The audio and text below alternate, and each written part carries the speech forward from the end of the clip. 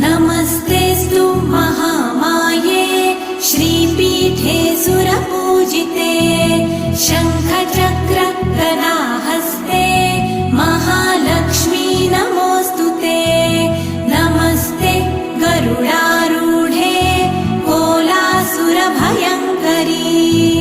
सर्वपाप हरे देवी महालक्ष्मी नमोऽस्तुते। महादेव्यै च विद्महे विष्णुपत्न्यै च धीमहि तन्नो लक्ष्मी प्रचोदयात्।